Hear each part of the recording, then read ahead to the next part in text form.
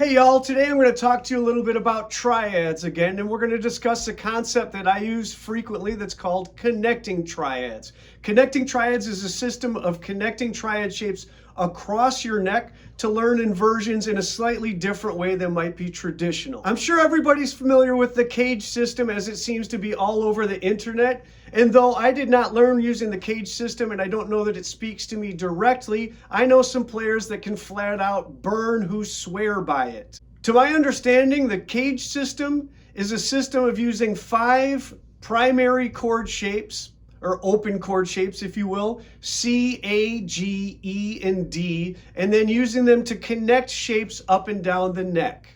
Though I don't doubt that it has its own efficacy, I do believe that the cage system might leave a certain type of player out. Maybe you know some music theory and the cage system isn't really touching upon that. Maybe you want to practice through the cycle of fourths, as I discussed in a previous video, and the cage system doesn't really have a method for that. To me, using this system of connecting triads across your neck is another useful way of visualizing the neck, and it's a good way of adding theory into your practice. To start off discussing my connecting triads, I'm just going to show you the bar shape that the first triads are going to come from. This is going to be the C major shape on the 3rd fret. The chord itself is a 3-note chord again because it's a triad. We're playing 5 notes because we're doubling. We have a C on the 5th string as well as a C on the 3rd string. We have a G on the 4th string as well as a G on the high E string. So what I'm doing when I'm connecting the triad shapes is I'm taking only the 3 essential notes of the chord and connecting them across the neck in a different way. I'm starting then with my C triad shape on the first 3 strings. This one is in root position. First off, let's see how the C major chord is spelled, and then we'll see how it's going to connect across the neck when I add these other shapes to it. The C triad that I'm starting with is in root position, and it's spelled C-E-G. When I connect the shape, what I'm essentially doing is I'm taking the G from the high E and moving it down an octave. In this case, it's going to the 5th fret on the 4th string. This gives me a 2nd inversion C triad because my 5th is the lowest note or in the bass position. Connect to the next triad by taking my high E and bringing it down an octave, in this case to the 7th fret on the 5th string. This gives me a 1st inversion triad spelled E-G-C. The last move I'll make is going to add my pinky on the 6th string.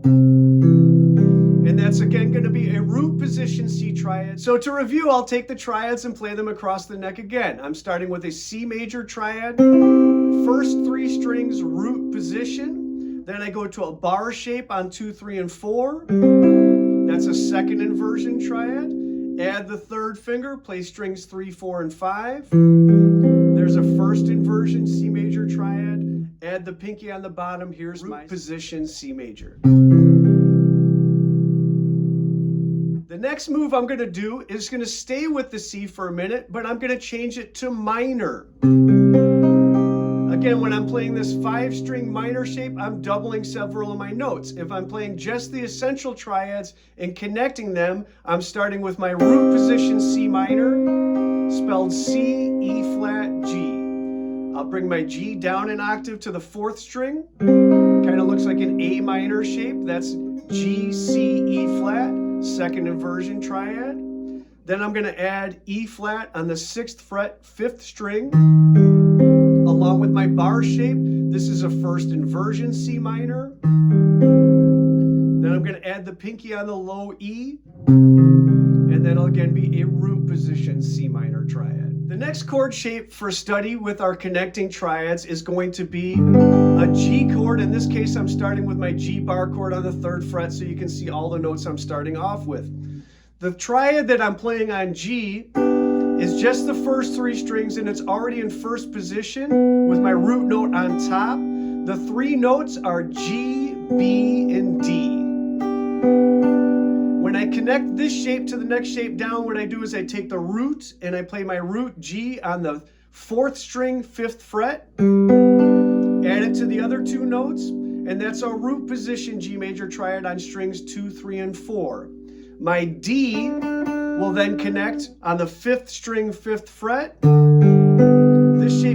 like an E shape, or at least a bar chord shape without the bar. Second inversion G triad, that's spelled D, G, B. And the last one is a first inversion triad shape that's going to be the same as it is on 3, 4, and 5. And that's going to be spelled B, D, G.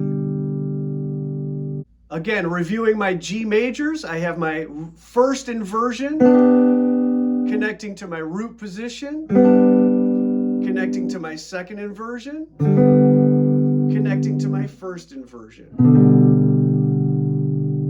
The next step with these G triads is to make them minor. In a G minor triad, I have a B flat instead of a B natural. Here I'm playing a first inversion G minor triad, B flat, D, G, using just a bar finger on my first 3 strings. I then connect that to my G on the 4th string.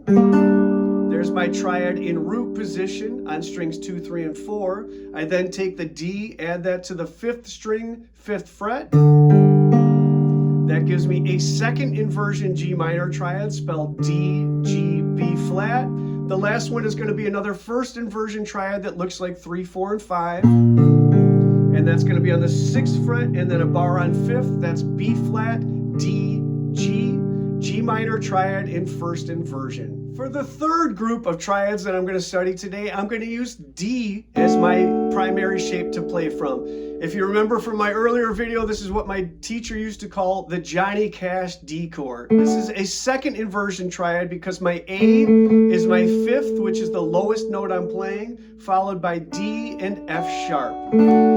Therefore, our D shape is spelled D, F sharp, and A. When I connect the first triad shape to this, I'm going to take my F sharp, move it down to the 4th string, 4th fret, and this is going to give me a D triad in first inversion, spelled F sharp, A, D. I'm going to then take my pinky, play that on the 5th fret, 5th string. That'll give me a root position D major triad, spelled D, F sharp, A. The last one that I'm going to connect is going to add the A on the low E string. And again, this looks like the E chord without a bar, if you can picture that. This is a second inversion D triad spelled A, D, F sharp. Just to review my D triads again. Here's my Johnny Cash D chord, connecting to a first inversion on strings 2, 3, and 4. Adding the pinky, connecting it to a root position D major triad, and then adding A beneath and creating a second inversion D major triad shape. The next D triads are going to look at the minor. Because this is a second inversion triad shape, the third is actually on top. So the difference between my D major and D minor is very easy to detect, because of the fact that the third is sticking out on top of that chord. When I connect this second inversion D triad to the next one, I'm going to move my F to the 3rd fret, 4th string. Then I'm playing A and D. This gives me a first inversion D minor triad on strings 2, 3, and 4. I'm then going to move my pinky to the 5th fret, 5th string. That's going to create a D minor in root position from the 5th string, D here. I'm then going to connect to my A on the low E string, and it's going to make a D minor in second inversion spelled A, D, F.